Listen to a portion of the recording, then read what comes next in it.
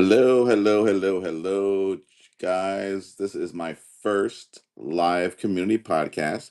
Wanted to bring some value back to people and start from the very first day that we started going live here on Whatnot. And want to field some questions from some of you guys as well. If you guys are sellers and you're looking to learn a little bit more about selling on Whatnot, then I will be more than happy to answer some of your questions. And we're going to have Cannabis X, who's my brother, who's been helping me on the tech side of that, is going to be joining us in a little bit. Okay. So, guys, welcome in. Welcome in. Again, my name is Jesse, and I've been doing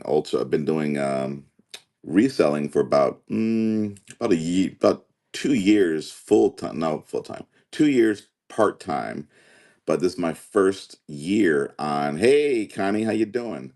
This is my first year that I started with Whatnot in January 1st of this year, and I was just going back through my analytics and just wanted to see the journey and how the progression's been going, and it's quite amazing, guys. It's like January 1st of 2025, my first show, I made $10. Okay.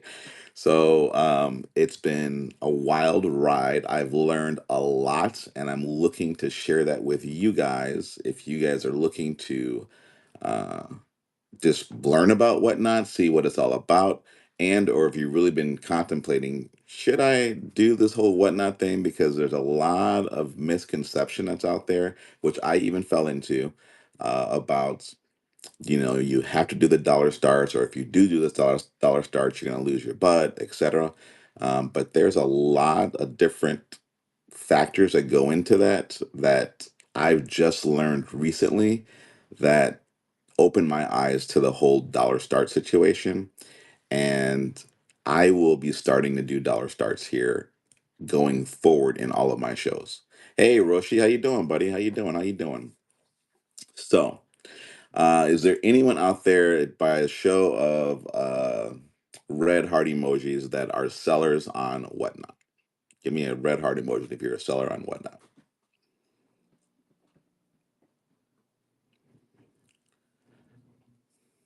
All right. So, are most of you guys buyers? So, Roshi, I know you're a seller. Yeah, I knew that was. I knew you're a seller. But is anyone here thinking about becoming a seller on Whatnot? Give me like a Y for yes.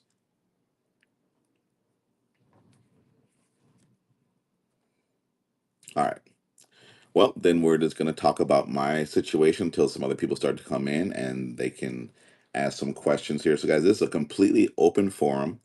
Um, I'm going to go as long as you allow me to and share the information that we have. Again, this is my first time doing this, so it may be a little bit back and forth, jumping forward, jumping backwards. But as we progress and do these chats and talk, I will get a little bit better with that format and with that cadence. Okay, so let's start from my journey. So I've started reselling on eBay, Poshmark, Bakari, Depop, and was used to that mindset of when I bought products and I went sourcing, I wanted to recoup that cost that I purchased that item for. Makes sense. It seems logical, right? But then I also heard people, even when I was doing the reselling, that I should be doing an average cost of goods, which means if I spend, let's say in a 30-day period, if I spend $1,000 and I bought 300 items, well, my average cost of goods would be $30. I'm sorry, would be right, yeah, would be $30, right? Per item. Okay. So, did my math right on that one? Hold on. I said 1,000, 1,000, right? I bet I said $1,000, and if we bought 300 items, I would have $33. I would have $3.33 a average cost of goods per item, which means, which I now know, that if I bought a pair of shoes for, I don't know, $50, do I really need to get $50 for those pair of shoes? No, I don't. I need to average, uh, my cost is $3.33. across all my inventory. But that's just in the first 30 days.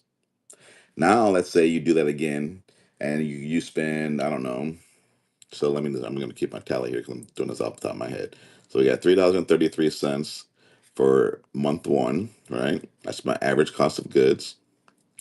And then let's say I bought 400 items the second month and I spent $1,500, right? So now I've got 700 items and I spent $2,500, right? So we got $2,500. Divide that into 700. My cost of goods now is $3.57. Okay. So my cost of goods is really staying level. And this is what I just learned when I started doing free shipping in the past 3 weeks. I'm like, I don't need to run everything at that what I paid for that item. And this is where I think a lot of people get lost in the weeds and really getting mixed up with things because they may source one item at a time or two or three items at a time, but they're not thinking of how much you spent over 30, 60, 90, 100, 6 months, 120 days, whatever it may be, or the full year. And then you're still compiling as you get your inventory coming through. Even though the inventory may be sold, you still purchase those items. So you still have an average cost of goods in that $3.50, $4. Okay, say it goes up to $5 as your average cost of goods. So you had buy a little bit more, you spend a little bit more on some items. That's where you have to start, and that's where I'm starting to learn that I've got to break that mentality of, but I spent $60 on that pair of shoes and it only sold for $30. Well, theoretically, over the course of the whole year, I'm going to still be ahead of the game because my average cost on this example, let's say this is the whole 12 months, I'm still at under $5 for cost of goods. So that's that was my aha moment recently as of just the past, what, 2, 3 weeks, because I buy a ton of purses, a ton of wallets, a ton of shoes. But I was focusing on, man, I spent $80 for those pair of shoes, $60 for this pair of shoes, $50 for that pair of shoes. But that's not what I should be focusing on. That's what I don't want you to focus on if you're thinking about selling, is that your total expenditures across how many items you have, that's your true cost of what each item has cost you. Because no matter if it's $10, $2, $80, $1,000, $500, whatever it may be per item, you still have to equate that to an average. Apply that number across all of your items because you spent all of your money for all those items. Would you agree with that? Okay. So that's what I'm doing. And I'm now seeing, okay, I can compete, if you will, on the Whatnot platform because I have a lower cost of goods that I didn't really know or think that I had because I was doing individual cost of goods. Does that make sense, guys? So that was my biggest aha. And now that's where I'm going to the point of where, okay, my cost of goods is X. So I now know I need to at least clear X plus fees to give me my true number that I need to clear from within Whatnot. Okay. Um, and the other things, welcome in, guys, welcome in. So that was my biggest takeaway. And then we also learned about free shipping. A lot of people, I've been doing a lot of listening to a lot of podcasts here on the community channel here and Whatnot, and came across a lot of very knowledgeable sellers that have given me a lot of insight. And the insight that I've learned was giveaways are fun. They're gimmicky. That's all they are. They're gimmicky for giveaways. But instead of me spending my money to ship 25 giveaways in one stream to follower giveaways who are I'm hoping to potentially become buyers, I would rather spend that money on my buyers by putting that money towards shipping costs. Now I'm actually putting them that money to active use for the people that are active within my channel. Does that make sense? For me to spend money on someone I'm hoping to get, that's advertising dollars, which every business needs that, and that's fine.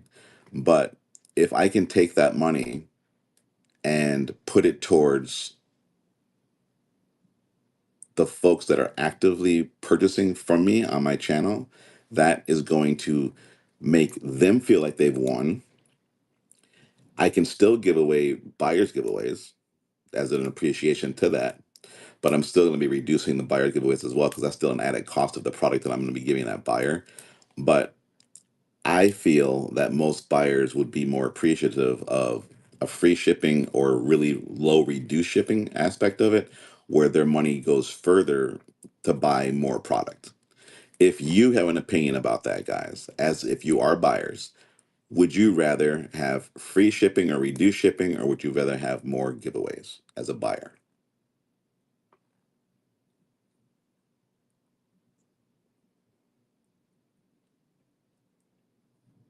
Okay. Free shipping. Thank you, Nine Dimes. Appreciate you. Exactly. So the free shipping is much more beneficial to a buyer, although it's fun and it's easy for us as sellers to want to engage in that giveaway situation, the free giveaway for the followers, to gain more followers, and you're thinking that the followers is the key, is the secret sauce. Exactly.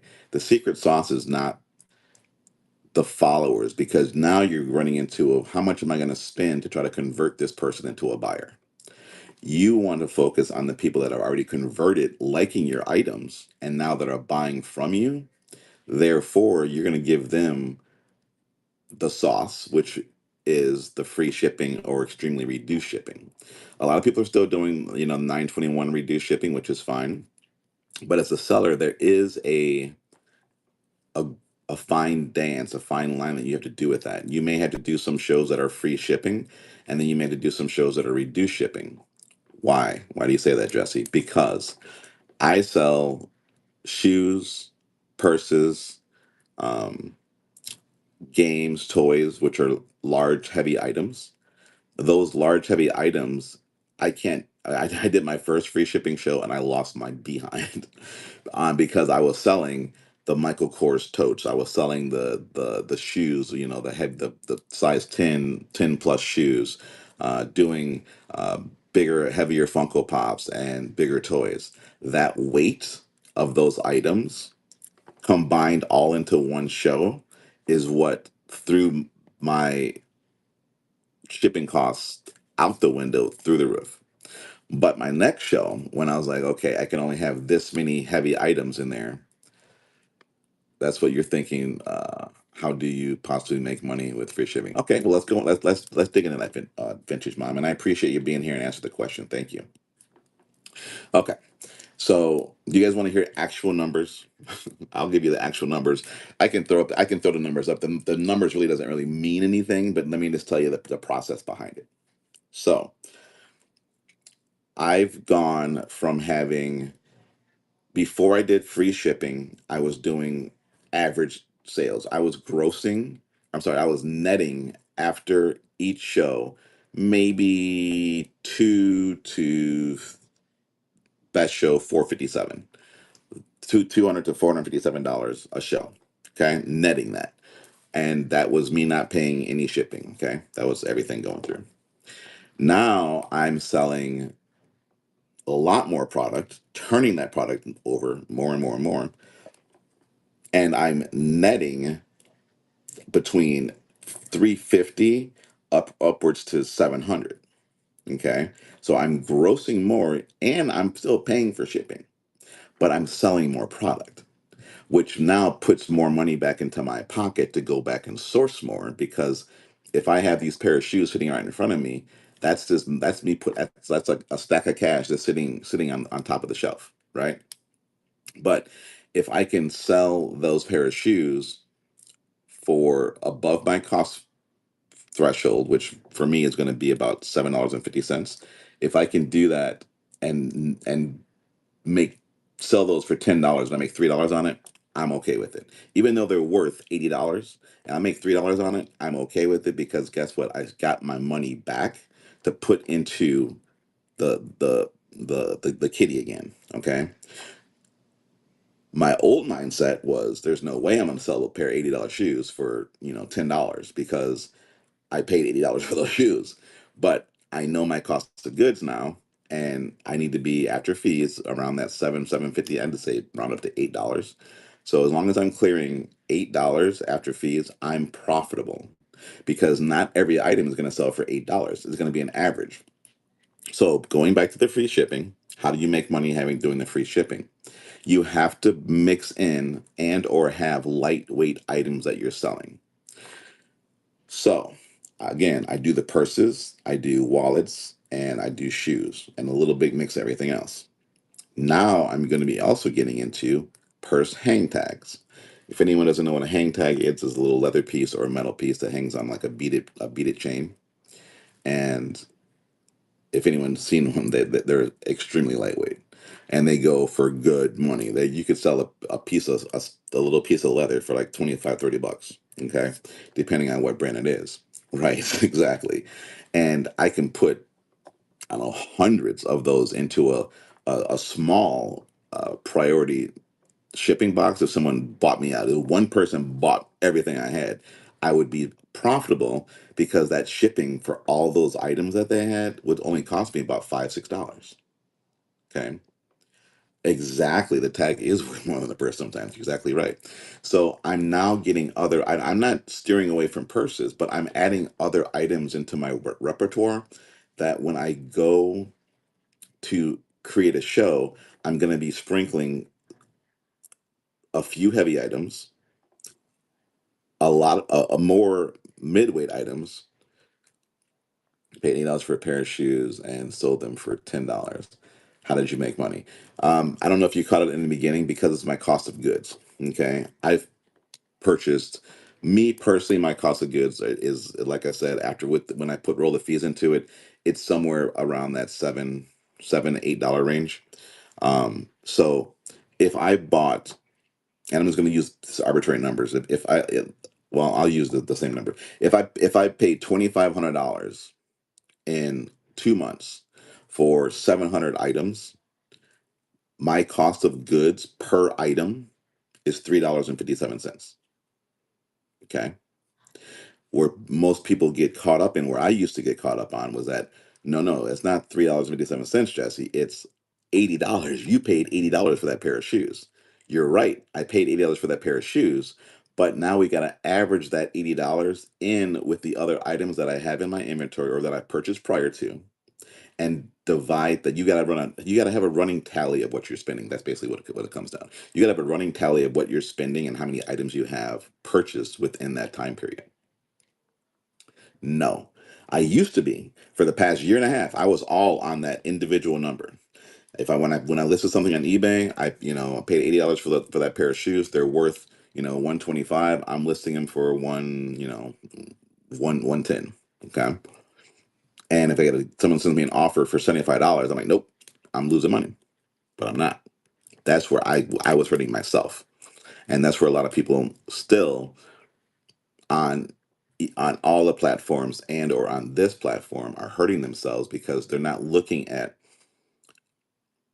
I paid, if I go sourcing, or you source online and you pay for one invoice ticket, $500. You got to say how many items did I get for $500 and divide that into that $500. That's your individual cost per item. Does that make sense?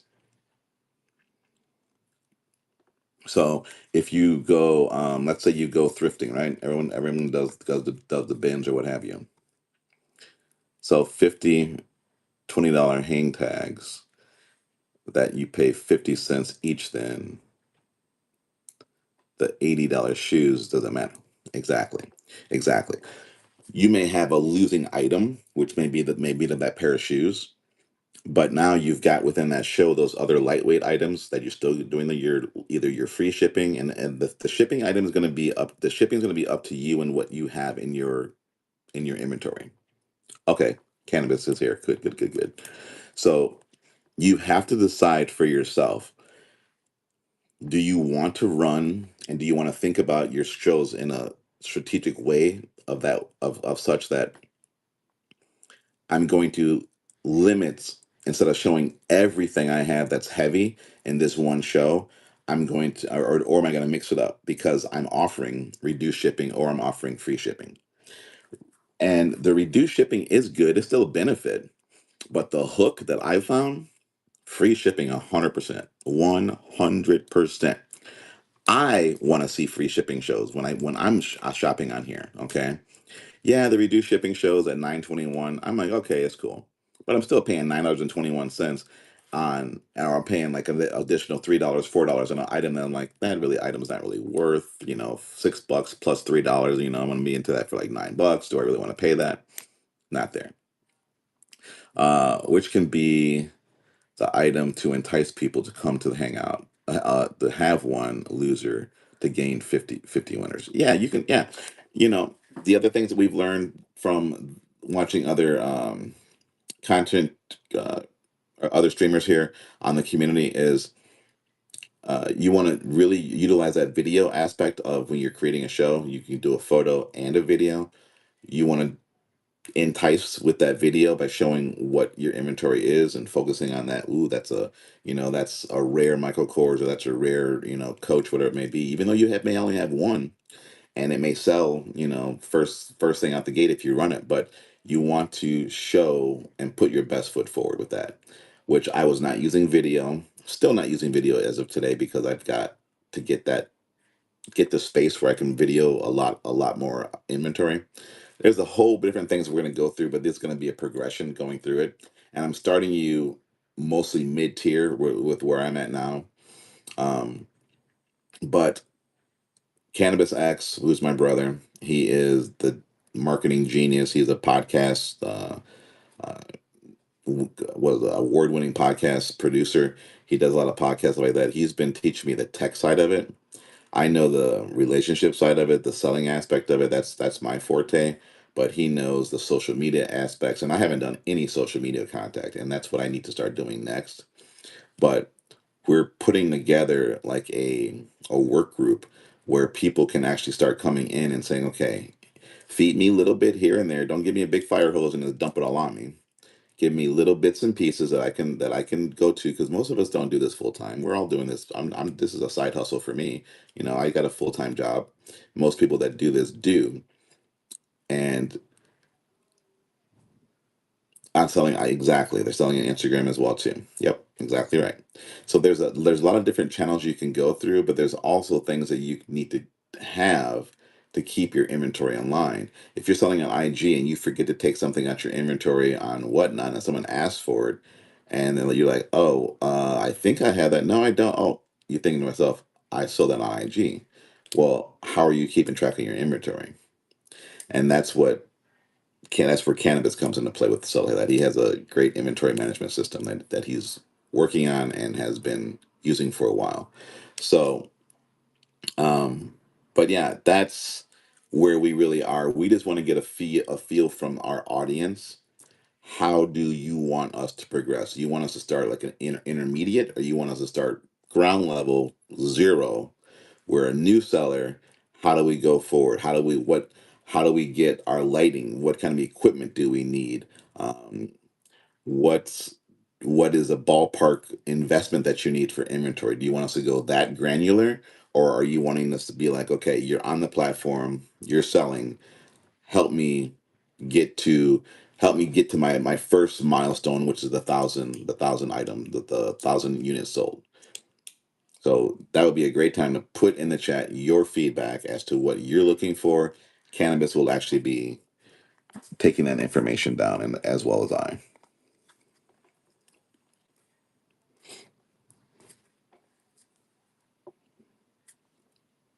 Okay.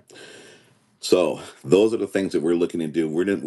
We can create a program, but if it's not what you're looking for, you're going live this Thursday. Okay. Well, and this is going to be your first show, right, Vintage Mom, or is this going to be like your second show or so?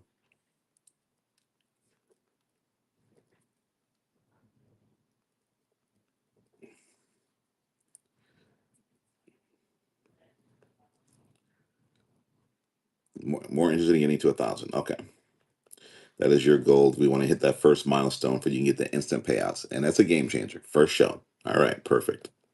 I'm writing this down. Okay, Eric, you want to give insight to that? Do you want me? Do you want me to co-host you in, or you just want to do the typing?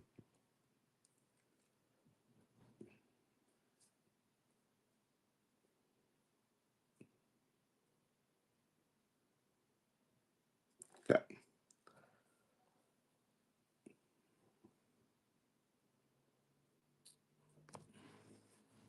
I've just sent the invite to you. All right, I'm in the car. It's all messy. Don't worry about it. Just came off the shoot. That's why I'm late. So, if you want to be able to see full screen, swipe to the left, and then it'll let you see the full screen without the chat. Can you hear me? Okay. I want to check if the audio is coming through. Okay. Yeah, you're good. Fantastic. So, first show.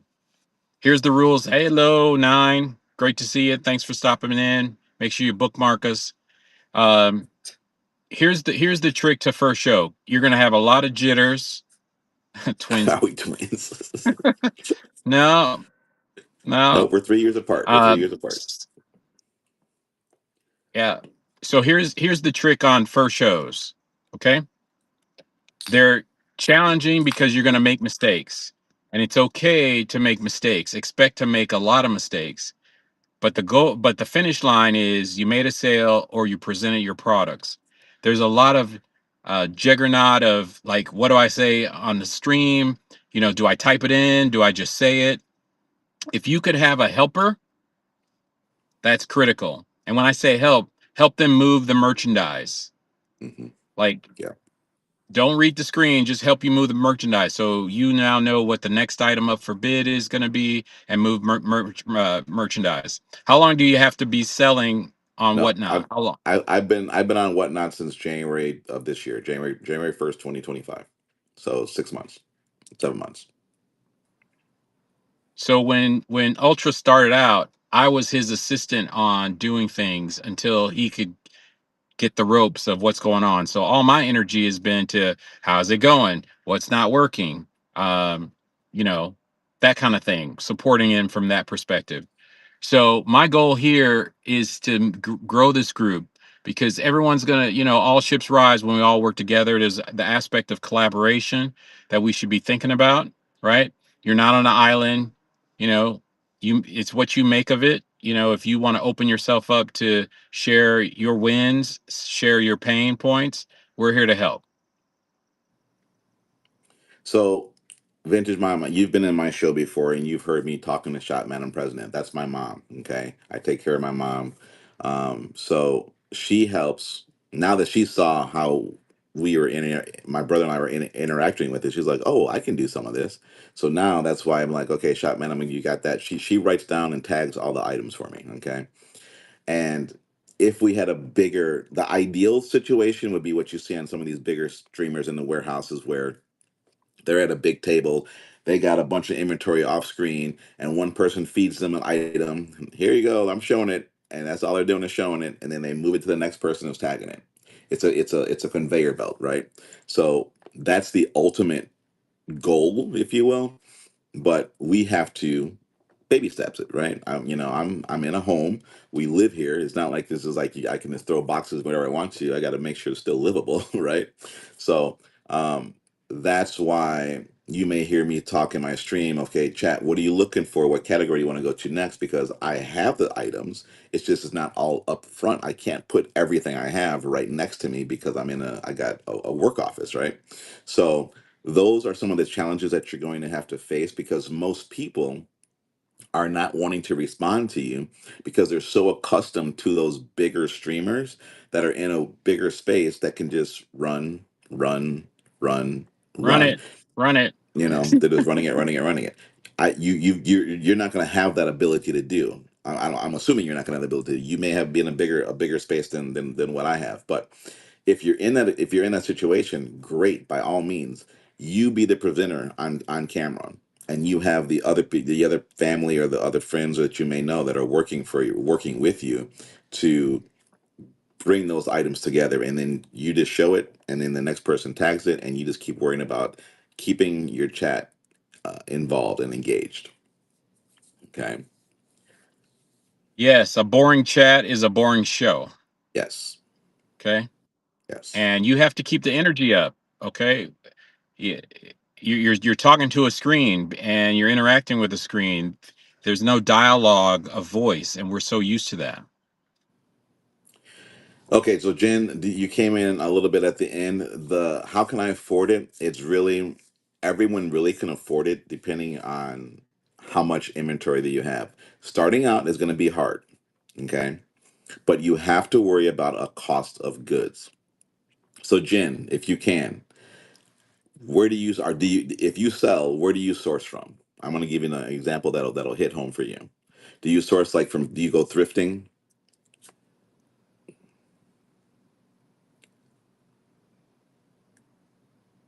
I'd like to thrift know from stores? Nine Dimes too that participate, if it's okay. Um, yeah, you sell Bath and Body Works, so from the store. Okay. And vintage, I'll get to your question in just one second. We well, I'll hit it now. We use we use special labels that don't stick. They'll stick, but they don't leave a residue on your items because I hate when people use that super glue damn stickies that when you get it, it's like you rip it off and it still has residue left there. So we use very lightly glued like Avery stickers that you write the person's name on there and the item number and stick it on the item, and we put it into a big bin. Each individual has bins that we put it in. 1,000 sales. There is no way I could do free shipping. Okay, well, let me try to give you a little bit of light enlightening on that. So, if you've made $100,000 in sales, I'm assuming that's when you say you made, that's net sales. Okay, so out of those items that you've made in sales, how much how much does one item cost you?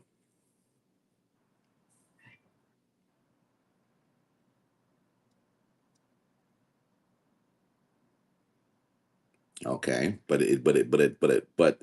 this is where we're a little bit different. I don't focus on each item. I do an average cost of goods. So let's say in 1 year, you said you've been on here for sales, and there you made $100,000 in sales. So you made $100,000 in sales in what, 6 months, a year, 8 months? What's the time frame? In 3 years. All right. 36 months. All right. So yep, 36 months. So $100,000 by 36. So that's $2,777 per month, right? And would you say that just give me a ballpark number that you feel that you've sold in items. How many items do you think you've sold in 3 years? Ballpark, rough ballpark. 17,000. Okay. And what do you think you spent on those 17,000 items approximately?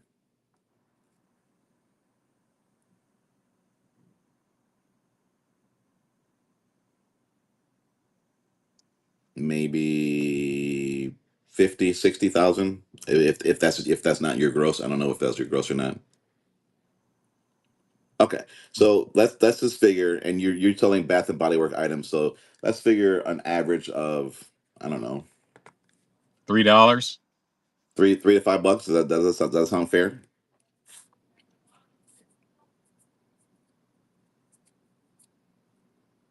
Okay, so if you're and let's go So with let's five let's dollars. go. Okay, Let's do four. That's the do middle. four. Three to Hit the five. middle. Okay, so so $4. So if you've spent $4 and 17,000 items, right? So you spent $68,000 on product. Okay. So theoretically, your average cost per item, no matter if you spent $10 on one item, $2 on A another dollar item, on the other. or vice versa. Your average cost of goods is $4 an item. Okay. And if we back the numbers into I'm assuming, can I assume that the $100,000 is gross, or is it net? That's your gross. Okay. So we got $100,000, right? Divided by 68,000. I'm sorry. Divided by 17,000 items. Oops. So you sold each item for about $5.88 per item. Sound about right?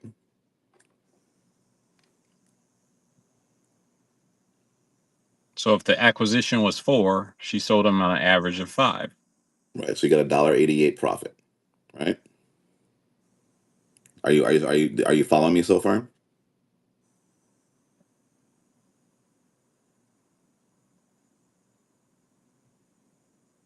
Okay. So now here's where the free shipping comes in.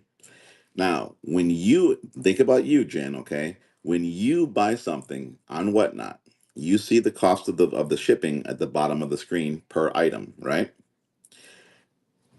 Would you outbid someone on something that you really, really wanted if you didn't have to pay for shipping? If you had to pay $3 or $4 for that one item to be shipped to you, would you spend more money to get that item because you wanted it? The answer is yes. Yeah. Okay. Because of And the what is emotional the response. Let's talk Right, about so the that. right, it's the emotional response. Corey Lynn, welcome in, welcome in. So you're going to get an average sales price that's higher, but that now that average sales price is going to go towards your shipping that they would have already paid themselves, and it's going to get them to buy more items. Okay, you only need to net $4 in this example, because we don't know the true numbers. You only need to net $4 per item.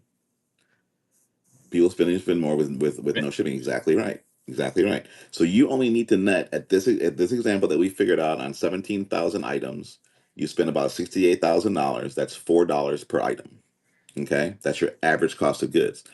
Where I got caught up with this is similar to what I think that you were. Is that I spent $20 for that. I spent $80 for that. I spent $15 for that, and I was looking at per item, and I wasn't looking at my cumulative. Okay, I spent X amount of dollars on X amount of items. That then divide those two numbers together. That gives me my average cost of goods. Also, So go ahead. also keep in mind, if the bid can go up a dollar or two more because it's free shipping, Right. you're going to cover your costs. Now, where this gets tricky is you're not trying to sell like lawnmowers and garden rakes, which cost Are heavy. so Right. insignificant, Right. and go, I'm just putting free shipping. Damn it. Yeah. Nice way to think about it, right, Corey Yeah, Lynn? Corey, this is my revelation as of like 3 weeks ago. Okay, but now Corey Lynn, you're in the mid range fashion bag and women's contemporary.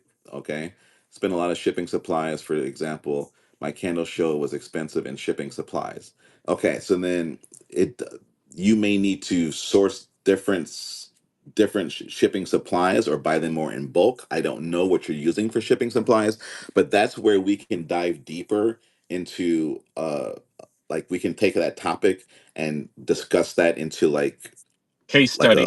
Let's look at a case study right, scenario, Ultra. okay, because everything goes from there. And I'll give you guys one tidbit today for free. If you're still paying for shipping labels, you're doing something wrong. I don't pay a dime for shipping labels. Okay, I don't pay a dime for my boxes. Okay, so And you pay for the that is a tape, whole. but you pay for the tape. Yes, I pay for the tape. I pay for my tape. That's and I recycle the paper that I get from my orders that come to me with like the brown stuffing paper and all that kind of stuff. I recycle all that stuff, and I recycle a lot of boxes that I get. Okay, so um, okay, so We may need to work with you on where you're getting your supplies from, and there may be something that you can edit there to actually lower those costs of your supplies, Jen. So, and we can do that on a smaller group setting. And here's another thing, also as well. Give me some W's in the chat. We want to do a Zoom type situation. We will still have the ability to be here and do a co-host situation, but taking people over to Zoom, that way you guys can verbalize your questions and or be on video. Would you guys like that environment, or are you good with the chat scroll? Give me if you're good, give me a G if you like the chat scroll, or give me a Z for Zoom if you would like to do a Zoom. Let's roll back up in the chat too for Zoe Treasures. Okay. Let's see where Zoe Treasures at. I apologize for that. We got vintage Corey. Zoe Treasures. I do free shipping as part of as a part-time seller in vintage decor.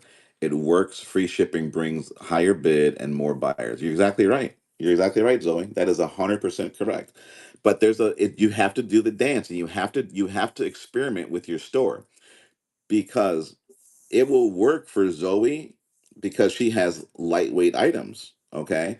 But if you're selling, you know, Books. Canon Canon printers, you don't want to offer free shipping. You may want to do like a reduced shipping situation on that to help, stimulate it there. But you have to be able to do a show that a majority of your items are mid to lightweight, maybe a few heavy sprinkle or heavy big ones. Like, I did a show where I had a guitar, okay, huge guitar, and a free shipping show. All right. Lost my behind. All right. But that's marketing dollars for me. That's Whatnot University. I had to pay for my tuition. Okay. And now I'm bringing that tuition finding to you guys. All right. So I've tailored my shows to not have everything heavy. And that's where you have to see is what can you do. And for Jen, maybe what you may want to do is if you normally do a 2 hour show, do a half-hour show, do an hour show at free shipping, see what it does for you number wise, and be like, oh, this could work, or no, it can't work. If it can't work, then it can't work. It's not for everyone. Everyone won't believe in it. If you make it an issue, it's going to be an issue. If you don't make it an issue, you will see around it and you'll see that it can work. And I'm a firm believer of just try it. Try it. Maybe not free shipping. Try it. My first thing I did 921 max shipping. Okay. And then I learned more about this and I was like, screw it, rip the band-aid off. I'm doing free shipping. And I did free shipping and it hurt. My first show hurt. I'm not gonna lie to you. It hurt. But I said, okay, I sold a lot more products. How can I keep those products that the sales up there and lower my cost of shipping? And it was all about the weights, the Yeah, so discounted it's a shipping. dance. Ultra, you're saying that it's a dance. It's a You got dance. to It know is what it you're is doing. completely a dance. It is completely a dance. You can limit your giveaways. You can limit your buyers giveaways because the buyers will subconsciously understand I'm not doing any giveaways or I'm not getting any giveaways because my benefit is the shipping. More I'm getting more bang for my dollar in this show than I get in any other show. And they will not leave your stream, chat. I've been consistently sitting in that 25 to 30ish audience content. Never been there before. I was always telling myself, if I get to that 30 to 60 range where people are there, I'll run things for $1. I'm there now, and I'm not running things for $1 all the time. But I'm going to start running things for $1, and I will guarantee you my numbers are going to go through the roof because people will then start sharing the shows to their friends and be like, "Dude, he started doing things at $1 for free shipping. Can you believe that?" And it's gonna catch on. It's going to catch on. I firmly believe that, and I see that already now when I'm reducing my prices. I'm not just I didn't all of it automatically just cut my prices to $1. If I had an item for in the store for $60, I may take 50% off of it. Okay, because I now know what my average cost of goods were, and I was still well above that threshold, and I still ran it for 50% off, selling them left and right like hotcakes. I'm out of purses. I'm completely out of purses. Sold I've out. never had that situation before. And I've had the money to go buy new purses. Okay. So it works, guys. It trust me, it works. You just got to get your head wrapped around your average cost of goods. Don't be stuck on I paid 60 for this, I paid 40 for that. That's not accounting for business. Accounting for business is you bought how many products for how much money, your average cost for your items is X. Great. Great, Patent great, leather in the great, mail great. today. Perfect. I love it. I love it. So yes, you got it. You're exactly right. Yep, vintage. That's right. You got that blue patent leather, and I knocked the price in half. Did I not? Right.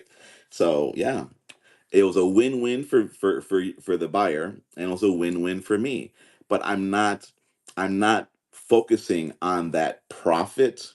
Wait, what was the saying, Eric? I'm not focusing on It's product over the profit, wasn't it? this profit over the product, I believe it was. If I can make $2-3 of profit, I'd rather do that than have that product sitting there. I'm not, like I say, I'm not married to the product all the time. I would rather make $2 or $3, count it up as okay, I bought the item wrong, because you have to still buy things right. Okay, you can't just go willy-nilly and buy whatever you want. That that model will not work. You make your money when you On the buy. buy. You make your Okay. money on the buy. You still have to source things correctly using eBay, using the internet, using whatever sources that you use to compare your items to. You still have to buy correctly. Okay. So, So let's go back. You said you would rather not sit on the product. So let's ask the chat. How many items are you just sitting on and sitting on and sitting on, and they're just sitting on the shelf and they're not moving because you're stuck on the price? So that's dead dollars on the shelf. So nine dime says zero. Good for you. exactly. Who else? Oh, Guilty. Orlin. I see Yep. honey face. It's good. Yep. You hate Okay. inventory. I hear you. So the majority of people are in that mindset. Shop Madam President is one there. Okay.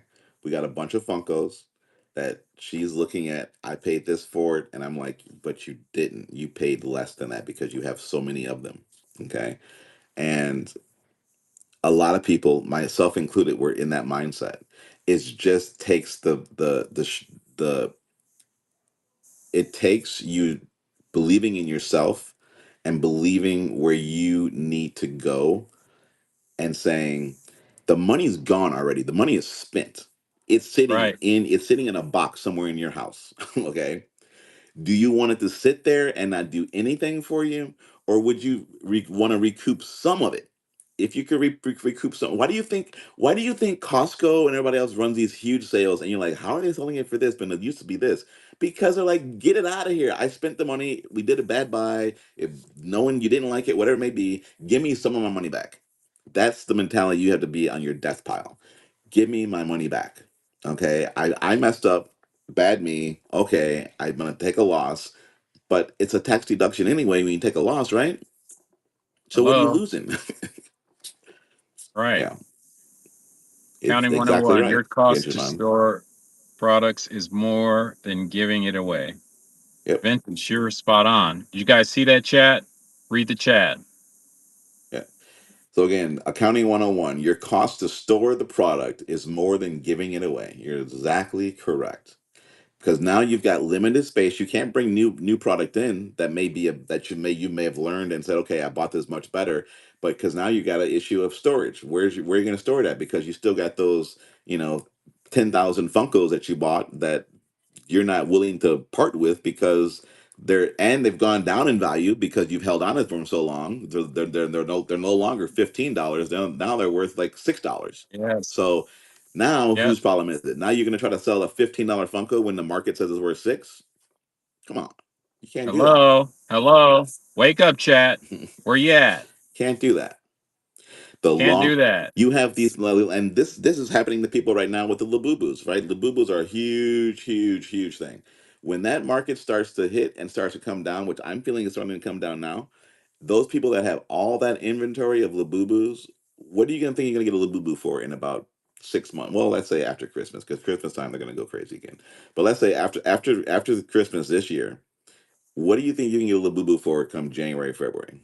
Okay, right now they're hitting anywhere between $50 to $80, right? I'll guarantee you'll pick up a Labubu for about 25 bucks, if not less. 56, right? Exactly, I'll give you exactly. a But quarter for it. I'll give you a quarter. there's nothing wrong with writing those trends. There's nothing wrong with that. You just have to be prepared as a business owner and as a seller to adjust with that trend. You can't think that that trend's going to last forever because it won't. You know, I started out with sneakers, and I couldn't compete with the big dollar guys that had all this inventory of sneakers. I'm like, I can't compete with that. And now I really can't compete with some of the other, the other people that have a lot more of the better resources of Coach purses and all that kind of stuff. But I'm doing good for what I want to do with the purses. Okay, I'm not trying to emulate anyone else. I'm just looking at what categories can I shine in that I can source well at, and that's how I focus what I sell on. I'll sell you this pen if I can make a buck 50 on it. If I can make a buck 50 on this, I'll buy these and I'll sell these. Okay, I don't care what I sell as long as it's profitable. And a lot of people want to say that they want to go into things that they enjoy. That's great. If that's what you want to do, that's great. I have no qualms to it whatsoever. But I want to keep my horizons open. And I got a good buddy that's in New York. He's like, dude, I'll send you some Labubas. I'm like, I ain't touching those things.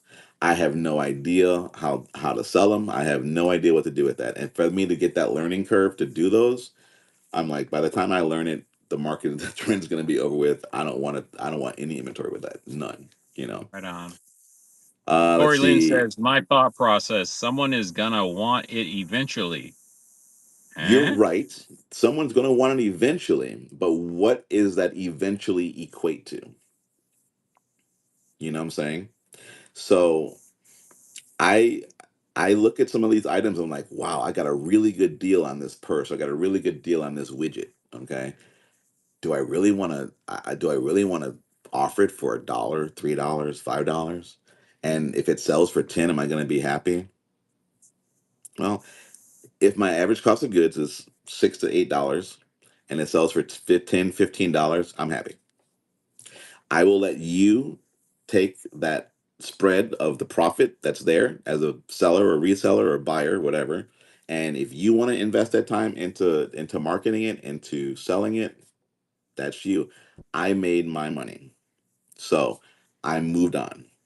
That's the mindset I now have. I'm not looking to squeeze every ounce of profit out of that item because it's going to hurt me in the long run. Eventually equals unrecoverable opportunity and storage. Exactly right. You're exactly right. Exactly right. So Never hold and hope. I like that. 9 times. That's yes, great. never hold Hold and and hope. hope. Yeah, bird in the hand is better than one in the bush. But it's a hard mentality to do this with because we're all not independently millionaires, and I get the roadblock. I truly do. I completely get that roadblock. But once you put pen to paper on what you spent, even if you just did it for this first 6 months of this year. If you can go back, and I don't know how you source, where you source, I got all my stuff on a spreadsheet. If you can do that and say, okay, I've spent from January 1st to this end of this month, July, X dollars, and then you can figure a rough ballpark as to how many items you've purchased in that time frame, and you see your average cost of goods, you'll say to yourself, I got a lot of money sitting here that I can sell tomorrow. because you know, Corey, then especially for you, you've got some badass person sitting in that people see in your real estate when you're doing your show. If you could run those and you find out your cost of goods across all of your inventory is $7, do you think every purse that you have would only sell for $7 if you ran it at $1 or ran it at five star at $5? No, they're gonna go well above that. People are like, I want that purse because you do it yourself as a seller. I do it myself as a seller. Okay, as a buyer, excuse me, as a buyer. So you have to first train this little badass computer up here to say, I'm going to try it. Do it again. Do a half hour show. Have yourself a timer. I'm doing this show. I want to test the market on reduced shipping. I want to test the market on free shipping. Do a half hour show for both and see what you do. But don't come back saying that you failed because on your free shipping show you're trying to sell a lawnmower, okay, and you're gonna give it for free shipping and it's sold for $20. All right, then yeah, you lost because you're trying to send a 40-pound item across the country. Let's see, Venture Mind. The former CEO at my employer would say you can hope your way to prosperity. Yeah, you can. Loey Lux, what's going on? Can't hope What's your up? can't hope your okay, yes, right. Yep. Cannot hope your way to prosperity. You have to do it. You really have to put the time and effort into it and see what works for you. What I'm telling you is working for me. Okay. The basis, the constant in my on the free shipping aspect that's working for me can work for you. You may need to tweak it here, tweak it there, but it can work for you. I'm not saying that this is here's a nice little package, it's all here and all you got to do is open it and you're going to make money. I'm not saying that at all. I'm saying based on what you sell, how you source, what you've already invested in your inventory that you have now, it can work. You may need to source better. You may need to buy less expensive. I don't know. But those are things that you have to do as a business owner fundamentally that you've got to work on. That's something that no one can really just come in and say, here it is, because you got to find the right sourcing, right?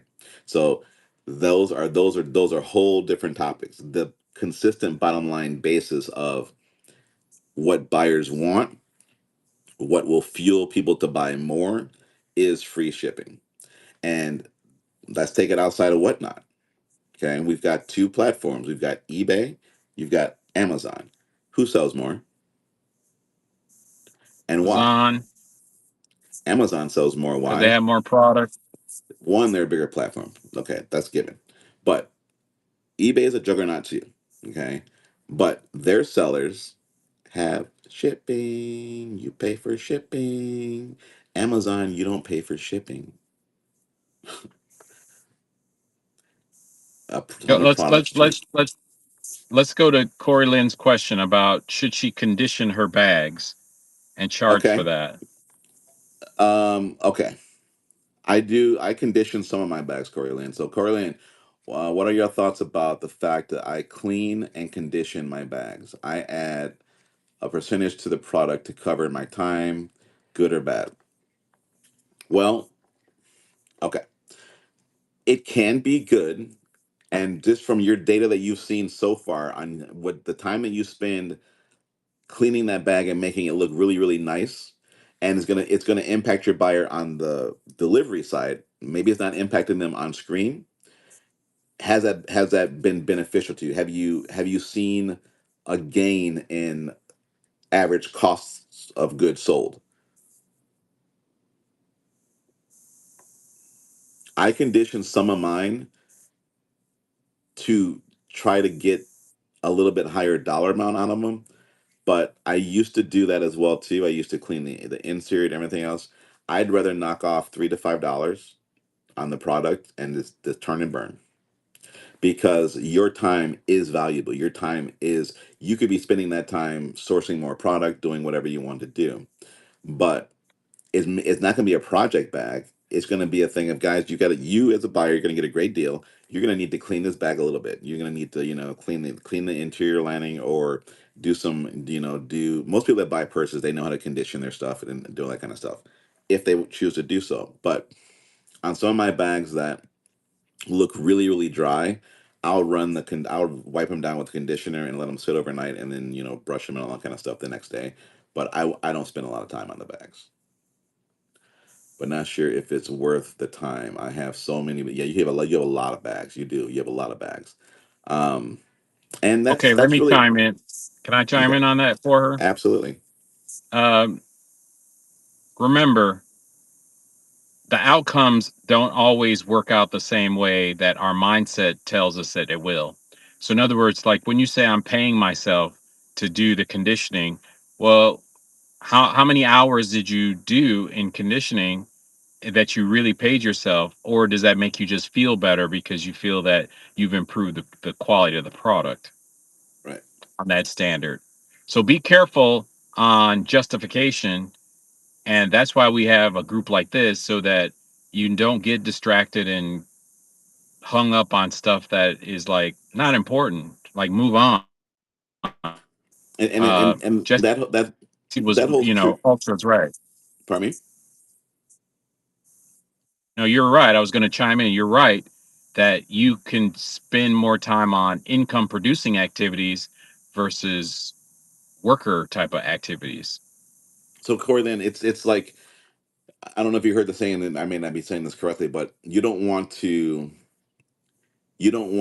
buy out of someone else's pocket. You don't know what anyone, basically, you don't know what another person wants to do. You may want that as a consumer. You may like that as a consumer, but is that a driving force with your audience? So maybe what you may want to do is do a poll. Say, folks, if a bag had some needed to be cleaned or whatever, would you rather have it be clean, 100% pristine, or are you okay putting a little bit elbow grease into it when you get it at a discount, and see what it's going from there? I would gather that most people would be like, I'll wipe it down myself. I'll get it to my liking, which could be completely different than your liking. Okay, so you just got to Okay, decide where it is from there. let's help her. Why can't you sell a cleaning kit with it, Corey Lynn, and you don't do anything and just say, "Hey, I'm going to throw in a cleaning kit for $4 extra, and you want it? Yes or no?" Maybe you could turn that into new revenue. True. Yeah, that's true. That is true. Like, I don't know if Lori Lux is still here, but Lori Lux, she repairs. She's starting a repair That repair is business brilliant. bag. 9 times. Some That's increasing brilliant. value. Yeah, some of them will. You have maybe if it's a vintage bag and it's whatever, maybe you want to put some elbow grease into it and do whatever. Yeah, it may be there, but the majority of, in my opinion, everyday bags, I think a lot of women out there would rather save that save a dollar, save that monetary gain, and then they will make it what they're looking for when they receive it. Well, I love that idea. I think, yeah, exactly right. So that's what I like about Eric, is he will be like, well, if there's a problem, let's figure out a solution for it. Let's not have you spend all the time doing that, and that's what he is exceptional at. Okay, exceptional at that. Yes, so it's like, exactly. So that's like, that is up Lori Lux's alley. She started strictly another entity to actually repair and clean bags. So she has an eye for clean bags. She Dirty spends the bag. time in Yeah. doing it, and it's worth it for her. So for her, she's made up her mind that her inventory is going to be pristine when it leaves her walls, her four walls. So that's her model, and that's fine. I personally don't have the time to do that for every bag. So I decided that I would rather take a lower price to give out to go for that.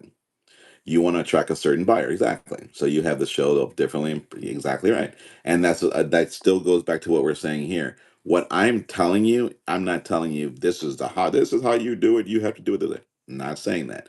Giving you tidbits that you can pull from here. I like that one. I like that one. I don't know about that one. And you stitch them all together into your own business. Okay. Which is why I'm getting rid of all the things that don't align with my brand. Yep, exactly. It literally depends on what you're trying to build. You're exactly right. Exactly right. If you have your roadmap as to what your goal is to do, and we're gonna circle back around to Vintage Mom. Vintage Mom is wanting trying to get to that 1,000 sales. There's a lot of different techniques we can work with you on Vintage Mom. How to do a listing for stickers or doing listings for small items that fit into a first class envelope. Those will help you get to 1,000 sales. Um, Things that are lightweight that you're going to be paying for because in your first I'd say 90 days, in your first 90 days, you're going to be paying marketing dollars. You're going to be losing money, okay? Because you don't have an audience yet. You don't have your brand, your name is not out there yet. They don't know how you sell, how you ship, okay? Once you get your first shipping underway and you get some reviews under your account, then you'll start seeing more and more people coming in and sourcing and not sourcing, but buying from you. But you've got to have different little things that's going to help those that are empathetic with you, that's saying, oh, I want to help her, I want to help her get to that 1,000, I want to help him get to that 1,000. And if you have something that they can buy for $1 and it only costs you 73 cents to ship it, then that's how it's going to benefit you and help you get to those tiers. Reloved by Stacy, how do you get people to buy those stickers? Okay, so you've got to create, just like I have this thing pinned in the just like I have this I'm live. It's an inventory marker on the show. You've got to create an inventory marker. There's only three categories that are for lightweight items. It would be Pokemon or TCG cards. There's a sticker category, and I forgot what Whatnot said. There's another category. There's three different categories, but you've got to have your shipping profile set up correctly first in Whatnot. You've got to go to your account, shipping, and you've got to have the first class mail checked. And then whatever you do under the TCG cards, even if let's say you're going to send IMAS like I do, you're going to send an IMAS in the mail. I still have it categorized under Pokemon cards because that's a category that recognizes 0 to 1 ounce. Okay. If you have an eye mask under other, you're going to get charged $4.34 to ship it. So you got to make an inventory item that you would pin up during your show, or make it a flash sale, whatever you wanted to do. That you would say, hey guys, I'm on my road to 1,000.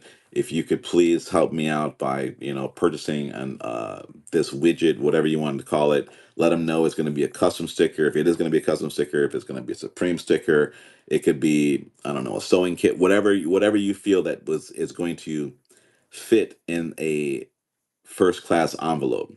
It can't be bulky. It could be a little bulky, but it has to be like a letter. Okay. If you wrote a 10-page letter, that's the max bulkiness that envelope can have to it. Okay. And you folded it up all, did three folds to it, stuck it in the envelope. That should be as bulky as that item is in that envelope. Both know exactly. Let's see. Let's go back up here real quick. So that's how we get there. Did I miss one before pre-loved? Yeah, that's what I was thinking. Our first show is going to go in my hubby's Hot Wheels. Hot Wheels. Make sure. Okay, categories are huge, guys. I mean, this go on a side tangent. I'm just going to really briefly hit this. Your show category is monumental. Okay, your title, forget it. I don't care. Technically, technically. But your show category is monumental. Okay. And I'm going to prove it to you right now. So, this is how I decided what I'm going to start selling based off of this data. Okay. Hey, if you like what we're saying so far while Jesse's looking this up, throw a W in the chat.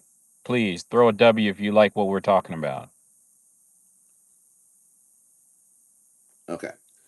So if you guys are going to be on, you go to your homepage, right? You're going to go to your homepage, hit the categories icon, the little magnifying glass. This gives you all the categories of what's available to sell on Whatnot. All right. So if you're there on your phone, you'll see estate sales has 1.8 thousand viewers. Electronics has 2.4 thousand viewers. These are little live, the little red buttons to give you the amount of viewers in that category, right? Now, I had a friend that was in woman's fashion, the yellow sweater. We're going to click that, the woman's sweater. Now you got all these subcategories, okay? The highest in that subcategory is you can be under all women's fashion, but most people go under women's contemporary, right? Women's contemporary. That person mistakenly went to other fashion, went to women's, I'm sorry, went to others women's fashion. So the viewers of that, which is mostly like vintage clothing, is only 687 viewers. The audience, your audience, the way the algorithm throws your show out to the people, your market is like minuscule. It's itty bitty. You want to make sure you whatever show you're going to do. Um, I put the Hot Wheels under deals for the Hot Wheels. No, there's a diecast. There's a diecast category for Hot Wheels now. I would do diecast. Um, but you want to put your show and start researching those categories. I was under the women's mid-range fashion bags, but when I don't have a lot of bags to sell, I go under storage unit finds. Those are the big heavy hitters, in my opinion. If you were to go back and let's click out of this here. So storage unit finds has 1.1 thousand viewers right now at this point in time. But and then you look at where'd the bags go? You've got the mid-range fashion bags has 511 viewers. Okay, the luxury bags, the whole category itself has 1.8 thousand, but that category mid-range fashion bags only has 511 viewers. You follow me? So I follow the category, then I make my title um, fit that category, which maybe not everyone under storage unit finds is looking for a purse, right? Sure. But I sell Funkos, I sell toys, I've got marbles, I've got golf balls. So I'll put those little items in the title to say, hey, still stop by. And then they see that free shipping logo that they're stopping by. Period. They're stopping by. Because most people in the storage unit finds has reduced shipping, not free shipping. Okay. So back to the questions here. We had what are the proper shipping settings? That is, well, I can do that on this phone too. Did I miss anything from here? We have one. How do you get people to buy those stickers? So you can't really get them. They have to be ready to engage with you, and or if you have a core group of people. Like I've had some people that I hooked up with when I first got on here, and we've been like OGs ever since. I'll go in there and I'll buy some stickers from them to help them get there. I'm not going to buy all thousands of them, but um, some people will do it, some people won't, because it's like, why am I giving you money when I don't care about, I don't want the sticker. The thing is not the sticker, the thing is you want to help me as an individual. So if you have a networking group within Whatnot that you're already dealing with, that you've got some buds that you chat with all the time, those are the people that's going to help you sell some of those items. And within your stream, just keep mentioning it. You're going to sound like a broken record. You're going to say, hey guys, again, I'm still new here, still learning everything out, and be vulnerable that way. 100% be vulnerable. Like, I am going to mess up your shipping. And let them know that you're human. Okay, this is something new, and we'll talk to moderators a little bit. A moderator will help you a lot because they'll break the ice with the people in the chat for you. But that's a whole nother story. But you can't make them buy it unless you want to sell something at a loss leader. So let's say, what's a loss leader? Let's say you go buy, I don't know, something at a dollar store. Something that you feel is worth a little bit more value than a dollar. You go see something that's at a dollar store that you can get for $1.25 or $1.50 that you can sell for $3 or $4, maybe $5. That's a low price ticket item. That may be another way to do it as well, that they still pay some shipping on that themselves, but they see value to it. So you just got, if you don't think the sticker strategy will work, try to find something that may be a loss leader, because the shipping cost is your loss leader, right? You're going to pay shipping of 79 cents. So I started out with those little shoe erasers. I bought a case of shoe erasers from the dollar store, Dollar Tree, or Dollar General, and I was shipping those out as I was selling those for a dollar, even though I was losing like 75 cents plus fees. And that helped me get to the 1,000. But I made my 1,000 in 2 months because I was like, I was on it. I mean, I was on this. You have to be consistent. Do not reschedule a show that you have. If you like Friends, I'm using it as an example. You like any TV show, and that TV show is supposed to come out at 7 o'clock, and if NBC, ABC, Fox said, "Oh, sorry, the actors are late. They're going to be on in a half hour," would you be like, "What the hell?" Same thing happens with your shows. Try not to reschedule those shows because people bookmark your shows. We ask them to bookmark your shows.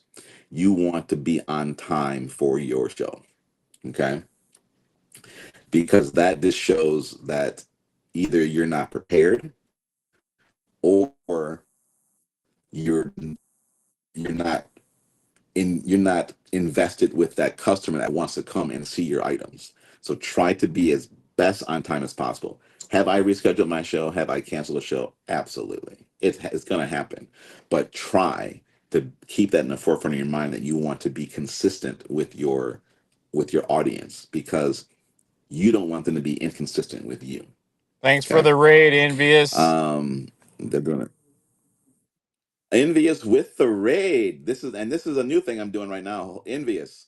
Eric, I'm gonna get back with you if she says yes. Envious, since you rated me, do you want me to co-host you and you tell the chat what you do, how long you've been doing it, for a 5 minute stint? You get that because you rated me. If you say yes, I will co-host you right now. You just ended your show. You can tell the chat what you do, how long you've been doing it, and you're good to go. All right, Eric, I'm gonna be right back with you, okay? Eric. Okay.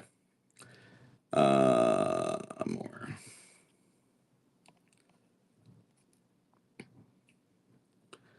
All right, and let's go to Envious Deals, guys. I've met Envious Deals since I got on this platform, and you're invited to the co-host.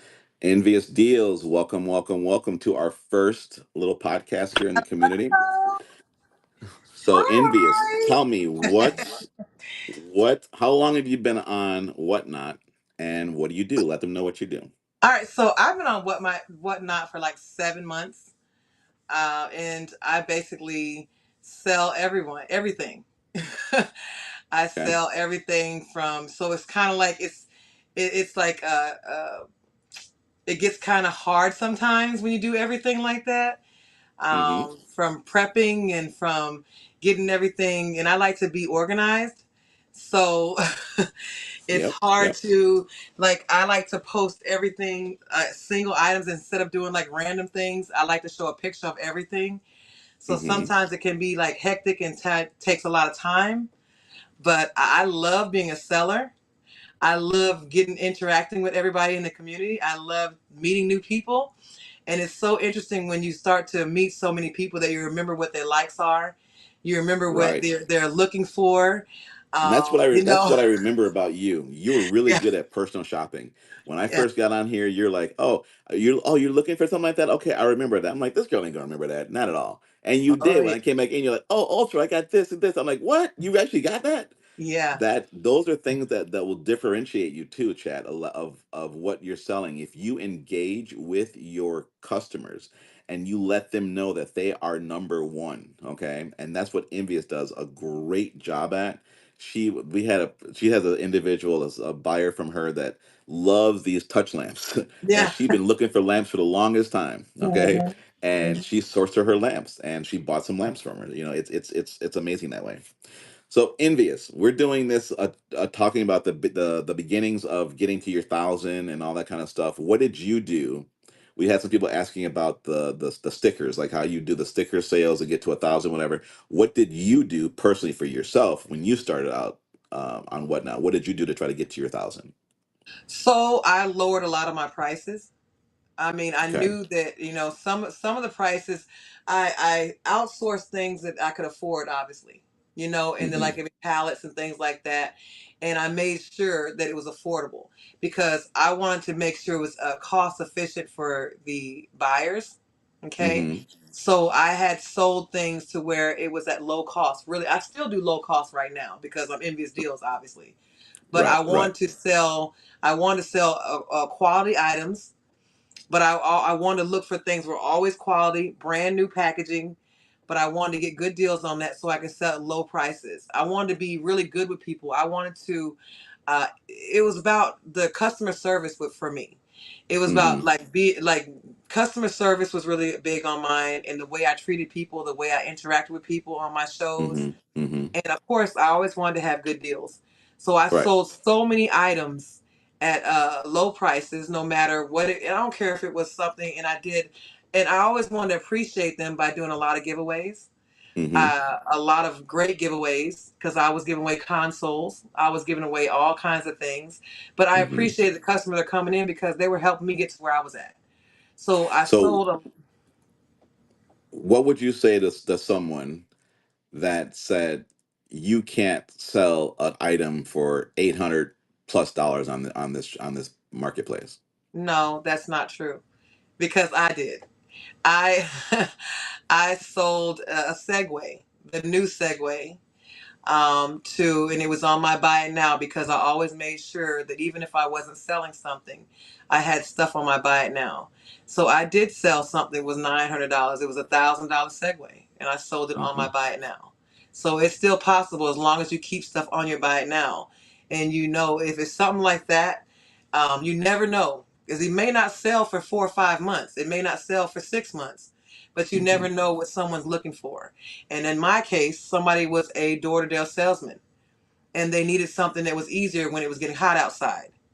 And so if you think that somebody's not going to buy something, that's not true because whatever you have to sell, don't just put it aside because somebody may want that. Okay. So it's not And true. then, most recently, you've been toying around with the reduced shipping and all that kind of stuff, and you had reduced shipping Mhm. before. What's been your experience with it thus far? What are you trying? What do you not like about it? What's your pros and cons? All right. So my cons is I don't really know how to do it that well. Okay. My the pros of me doing the shipping is it makes people want to buy more. I've Right. noticed that people want to buy more when they don't have to pay as much shipping. Okay. Now, let me ask you, because we talked about this before while you're on your stream. When you think about, let's just pull an item off the back of your wall. Let's pull that Uh the huh. little cat above your head, second shelf, the little point at that, whatever, that one there. Yep. Uh huh. Okay. And I know you're smart. You can probably tell me exactly what you paid for that, right? Yep.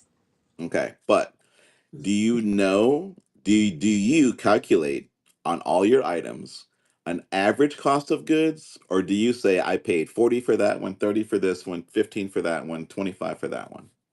All right. For me, I paid this for that, this for that, this for that, and then Okay. I'm gonna sell it for this because I'm gonna sell it for a lower price anyway. So that's how I am. Okay. But if I get a pallet in with a lot of quantity things, that's different But why is it different? Is because it is that that's still your inventory, right? it is my inventory. And you But spent money for that. I did. But if I get a bulk of something, a whole bunch of something, and say I get Mm-hmm. a whole pallet for like 300 items in that pallet, and each item is like $2 or whatever it is, of Mm-hmm. course I'm going to sell it. So I'm going to have to make a profit because Whatnot is taking something from me anyway. True. True. Right. But what I've learned, and this is what I've started doing, and I've restructured myself because I was the same way. I paid that, 50, 60, 80 for this, and this. Now I've gone back and I've calculated how much inventory I've purchased from the beginning of the year, what I've spent, divided that into those items, and that is my average cost of goods per item. My money is already gone across Mm-hmm. the board on all my items, here or sold. Would you agree with that? I agree. I Okay. do. So if I have a Hello Kitty doll that my average cost of goods is for $6, $7, I will sell it for 10. If Mm-hmm. it sells for 10, I'm good. But if it goes higher than 10, if I started at 10, start at a dollar and it goes above 10, I'm okay with that. But Mm-hmm. my block was, I'm gonna start this. I have this item. I've got this purse. I got this shoe. I got whatever. I got this widget that I paid X dollars for. I'm gonna start it here. I wasn't looking across the board at to my whole cost of goods. You follow me? Yeah, I do. And I think because you use the average cost of goods on a bulk pallet, but Mm-hmm. your cost of goods could be even lower because now that you've bought that bulk of goods for even a lower price point, in addition to your current inventory that you may have paid, individually, different prices for, you'd be amazed that when you see what your cost of goods are, that you can actually run those things and sell them to turn the money over because your cost of goods across the board is much lower. So I agree with you, but the only Mm-hmm. issue I have is if I would love to run all of my items at a low price if you had a Mm-hmm. quantity of like 100 people in your show. But it's not the people. It's It's not the not the people, people. but the thing about it is if you have something that people are looking for, like a lot of Mm-hmm. my people that come in there, a lot of them come in for gaming things, a lot of them come in for Mm-hmm. electronics, okay, and a lot of Mm-hmm. times I don't have all electronics, but I've noticed what goes up, the prices go up, what people are looking for. If Mm-hmm. I have more people in there, then they fight for what that item is, and Right. so And that's a good thing as well. that's what we were just talking about. That's all about the category. So Hmm. if you have a lot of games and you are in storage unit finds, may not be the best category for you. You may want to go to gaming, right? Well, of course. So that's where a lot of people are saying, yeah, but I don't have the audience to get this. But if you segment your products for a show, if you do the you did the other day, you had a purse show, you had a women's contemporary show, you Hmm. have electronic show. If you segment your items out, still using that average cost of goods, and you have a bigger market that's looking specifically for those items, that's when, in my opinion, sell through comes through because I have been toying with the categories, and I've sold more bags under storage unit finds than I have mid-range fashion bags. That's true. Me too. But I've had higher sales amount. I've had higher dollar amounts under mid-range fashion bags when it's Hmm. specifically like to Coach or Kate Spade. You Hmm. follow me? I So do. you've got to it's a dance back and forth. But you have been an awesome seller. We have connected. You've been Oh, really, really thank great. you.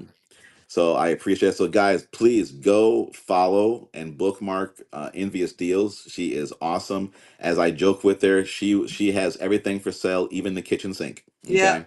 So she has it all. But I do appreciate you, Envious. You've been great. Love you to death. Thank you. Guys, Love you do guys you too. guys have any questions for Envious before we let her go? They're quiet. They are quiet. They're The quiet. chat's Y'all quiet. quiet. Y'all quiet You again. can't be quiet as a chat when you're among other sellers. All right. But I do appreciate Thank it. We're gonna get this going back to Eric, and you have a great rest of your night, and we will see you on your next stream. All right. Thank you. Bye bye All righty. now. Bye bye. All right, chat. Let me get Eric back over here. Chat, do you guys have any other questions? My co-host.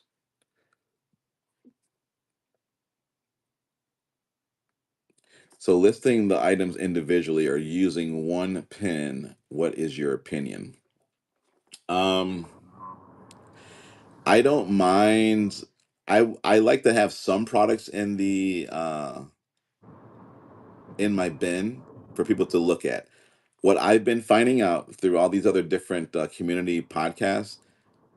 Well, let me just ask you this: by a yeah, and I need you all to. We got 10 people in here. I would like to have at least 7 responses. By a Y or an N. When you go into a stream looking, when you go into a stream, do you look in a person's bin? Yes or no?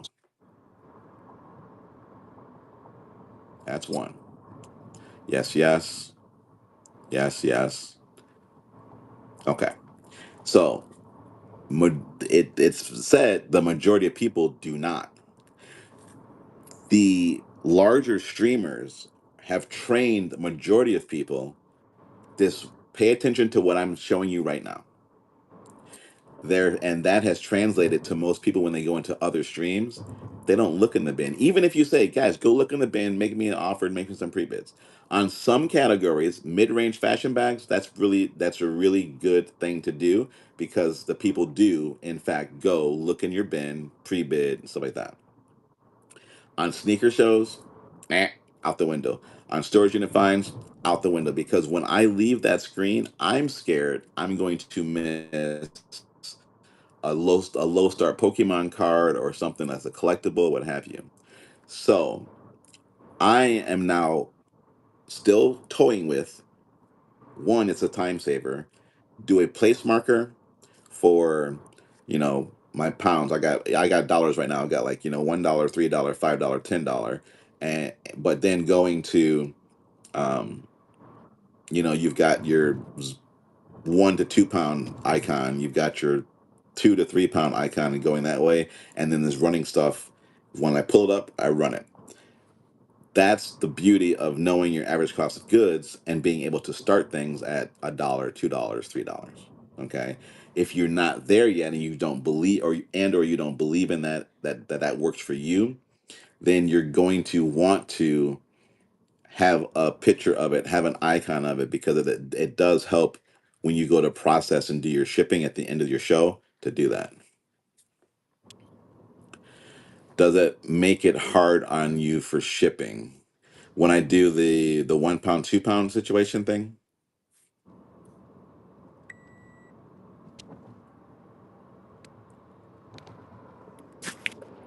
the basic marker. No, because I have Shop Madam President that helps me with the shipping. She actually helps if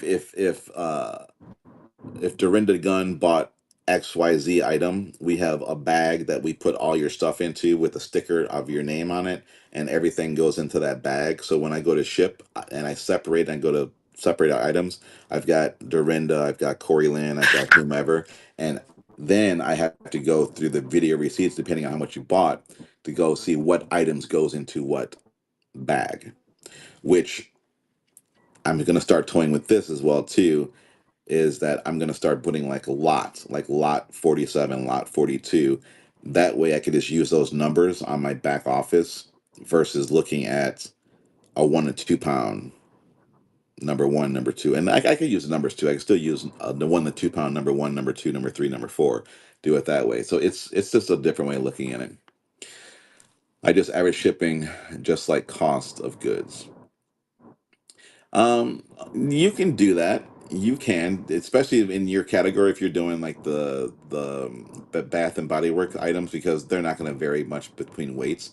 But in my shows, if you've ever seen me experience in my shows, I still weigh each and every item to get to maximize that benefit when I'm charging the customer, and I'm still in that mindset. But now I'm going to be having it like 1 to 2 pounds, 2 to 3 pounds.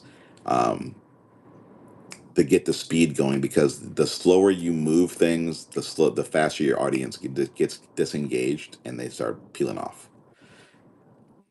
How much do you have for weights of the box? How much do you have? Yes, I am doing free shipping right now. How much do you add for the weight of the box? I don't add anything for the box. I just weigh the item.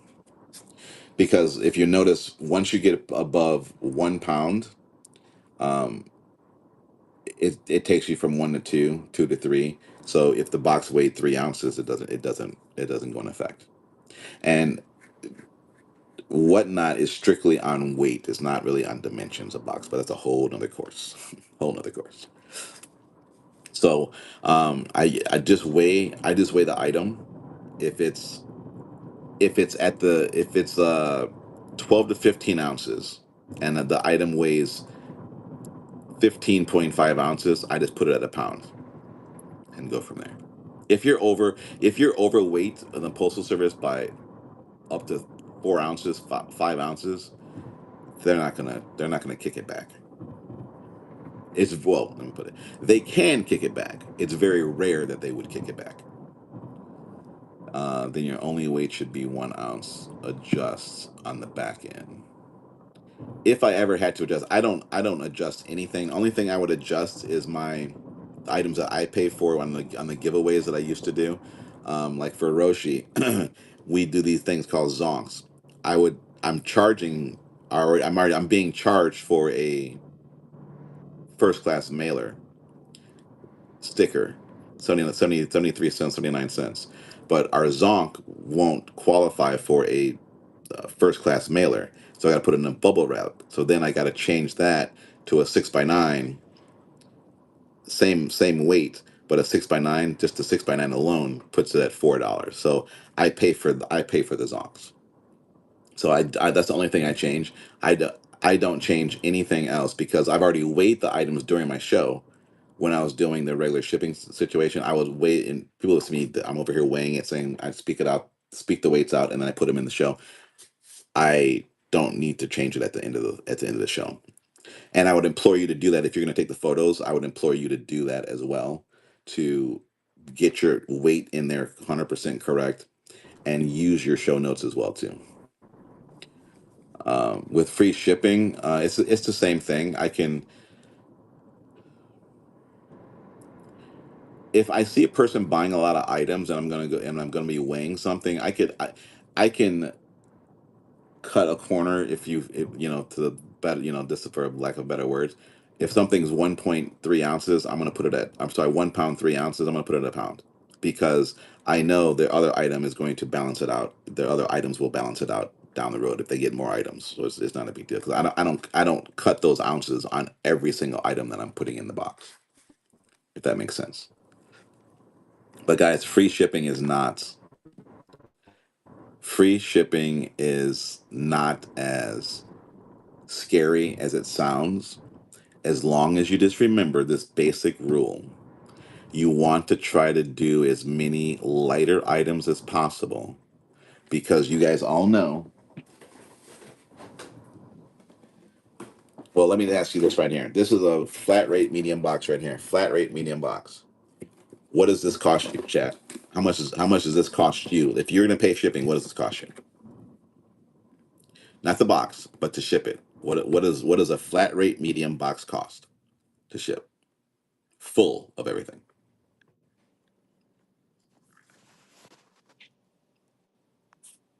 If you don't know, you should know if you're going to do free shipping. This will cost you $9.21, just as a large flat rate box is going to cost you $9.21, just as a priority mailbox is going to cost you $9.21, no matter if you've got 3 items in it or if you've got 7 items in it. Scratch. I'm sorry, scratch that. Flat rate. If you have flat rate up to 72 pounds, technically, because that's flat rate, right? Priority goes by the 5 pounds. That makes sense? Makes sense? If I had 72 pounds worth of jewelry, I could put it in this box for $9.21 to cost me and a flat rate box. See the difference now? That's why I say the lightweight items are good. If you have bulkier items, you're not going to fit 72 pounds of stuff in a flat rate box. Okay? Is that starting to connect a little bit? So the shows you see that people have free shipping on, they're going to be selling smaller items. I did free shipping on my Hello Kitty show. Smaller items, Some bigger items, but the bags were bendable. We had stickers. It's in a box. Okay. That's the key. If you have dimes, if you can fit, 10 bars of soap in this box and it weighs 20 pounds, God bless you, $9.21. Yes, it is. Jewelry is an excellent item to sell on the platform, and I just started sourcing some.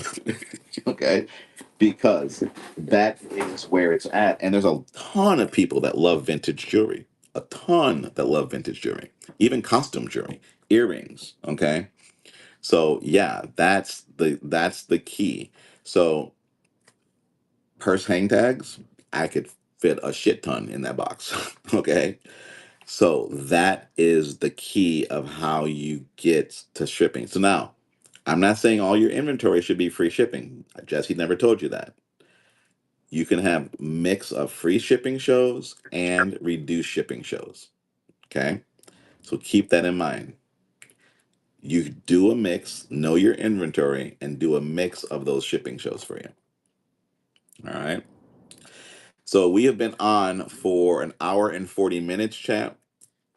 We will do this again in a couple days. Is there any topics that you guys are looking to talk on? What can we bring to you for the next one? Do you want to do Zoom? Do you guys want to transfer to Zoom? And that way we can do video and you can do audio versus typing. What is summer slowdown? Okay. All right. And I can see that'll affect you because summer slowdown, there's usually gear up in August for back to school, but you still got to clean yourself no matter what, and you still want to smell good, so no matter what. So that's across the year. Any other topics? We got summer slowdown from Nine Dimes.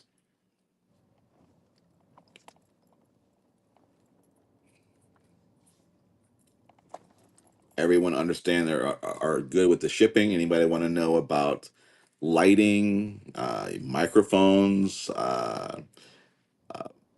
spreadsheets to how to track your inventory, anything like that?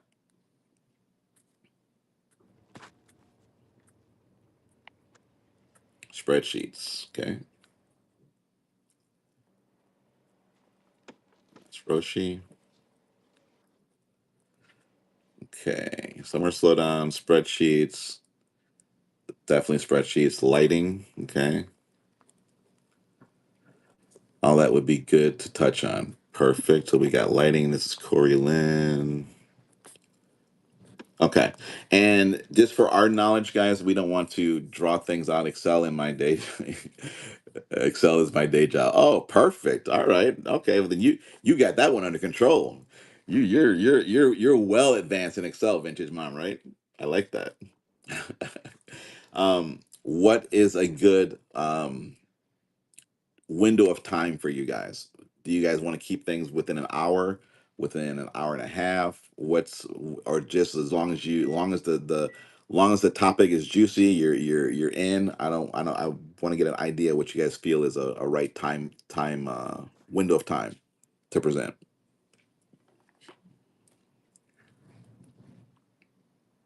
All the above. Okay. And then 2 hours max. Okay. Um, what about Zoom? An hour is good. Okay. Are you guys techie to the point where you could put Zoom on your phone and go to Zoom, or you guys want to stay here and do like a co-host situation? And here, okay, perfect. And then the other question is, who wants to be spotlit on the next show? Who wants to talk about the things that they've put into place? Um, who wants to talk about their first show? Wink, wink, vintage mom.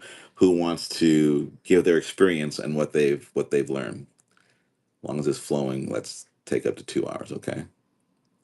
All right, so we're gonna stay here. No Zoom, okay? We'll see how it goes. Okay, all right. Well, then I will be DMing you guys, okay? So if you guys have anything that you think of in the future, from now until I think my next show. I have this one for next Tuesday, if I'm not mistaken. Let me just double check. Da, da, da, da, da, da. Oh, no, this is for 7/29. What is that? Next Tuesday, right?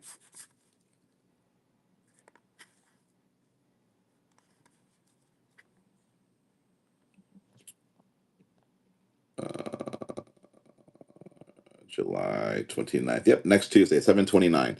So 7/29 is going to be the next show that we do. I've been studying and spinning for 2 months. Okay. All right. All right. Well, you will be successful. Say the positive affirmations. It will come true. Just be yourself. Be energetic, and engage with the chat. Again, you may want to toy around with two shows in a day. Do like a 1 hour show with one category, another hour show in another category. Do a test pilot. If you're going to be doing the Hot Wheels, try it in diecast. Try it in a different category. Try it in storage unit finds. I've seen a lot of people sell a ton of Hot Wheels and storage unit finds, but there may be different tier buyers in those categories. A lot of people that are in diecast, those are the true die-hard Hot Wheel fanatics that are looking for specific items. If you feel that you have that inventory, go to diecast. If you have general Hot Wheels, I would say you want to do storage unit finds, or I think there's a Hot Wheel category if I'm not mistaken, but doing something more in the Hot Wheel. Okay. Okay, so recapping, we're going to talk about summer slowdown next time. We're going to talk about spreadsheets and how to track your inventory. Mention a little bit about lighting, what we can do for lighting, and the best ways to do that. 2 hours maximum, between an hour to 2 hour maximum, and we are all in agreement that we would like to stay here versus going over to Zoom. That correct? So in the interim chat, if you want to present on the show like I did with Envious next time, just to as we're getting things going off, and you want to do that, or if you find that I'm on under this podcast and you raid me, I'm thinking about doing that same thing as a raid, as a seller.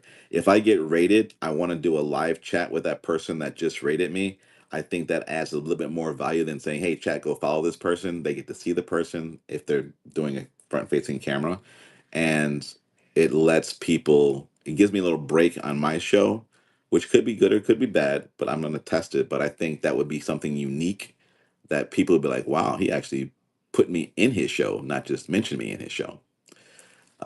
So if I can do that, you guys like that idea? If you were a seller and you rated me and I said, "Hey, let's go live real quick.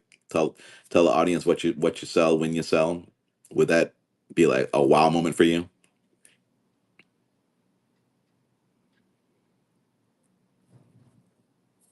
Or or reversely, would that be a negative to you as a buyer that I stopped the show to co-host another person?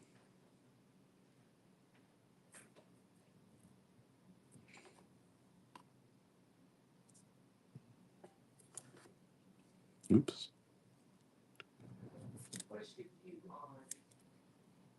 Okay. Okay. All right, guys. Well, I do appreciate, again, this was our first one. What's your view on sellers coming into your show and advertising without asking? I think they need to ask. I think every seller needs to ask. They should ask permission before they promote their shows. So if you do that, just get an ask from the seller. Hey, do you mind if I promote? And some will be like, yeah, I do. Some will be, no, yeah, I don't mind or do mind. So just ask them. So folks get jealous. Some folks get jealous. Yeah. Uh, okay. All right. Is there anything else you guys have before we end this? And we're gonna raid somebody is next too. Anyone? Let's see who we're gonna raid. Who can we raid? Oh, that's not right there. That's not it.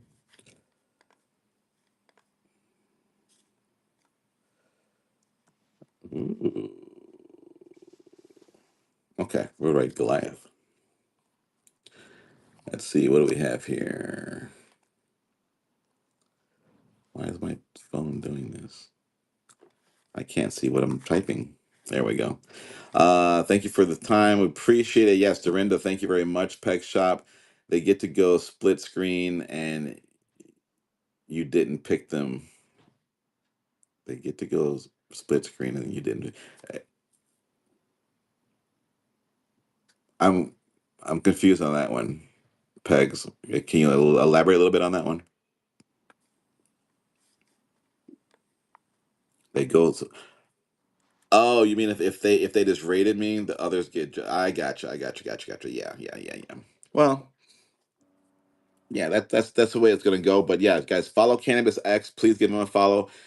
We will every time we go live. Also, please bookmark this item. And the guys, if you don't understand what this is, I will tell you about it next time. But this will be your light, your savior. That I'm live icon that's at the bottom of your screen. Click it, bookmark it with the ribbon, and every time I pop up, you will know that we are live. That is a savior to me. I've got 40 bookmarks on that. People come in all the time when I have that. So please put that into your inventory. You can even copy that same picture, do not bid if you want to. Copy it, do what you need to do, take a screenshot of it, but definitely put that into your store if you're selling. That way you can tell your customers to bookmark that inventory icon every time you go live. Vintage Mom, please do that. Every time you go live, they'll get notification pop up saying, hey, Vintage Mom is live or Peg Shop is live, Ultra is live, and they'll come into your stream. Okay? So guys, we will see you next week and bookmark that show if you would please. We're going to be doing these every Tuesday. We made every Tuesday may be too much. We may spread out to maybe twice a month or something like that. But we'll tailor it once we see how things roll out. But we really are here to get that going. All right. All right, guys, we're gonna raid over here to Goliath, guys. If you guys don't know about Goliath, the guy is a Goliath with raids, and he does a ton of raids. So go in there and give him some good energy, and you'll see what I'm talking about with the raids. If he's doing the raid thing right now, I'm not sure. But guys, thank you very much for your time. I really appreciate it. We will see you next week, and we will see you in my next show, which will be Saturday, and you'll see what I do for free shipping. Thanks a lot for your time, guys. Why is it not doing it? Okay. Hold on. Unpin. Oh, I gotta undo you, Eric. Hold on. And co-host. There we go. All right, guys. You guys take care. We'll see you soon.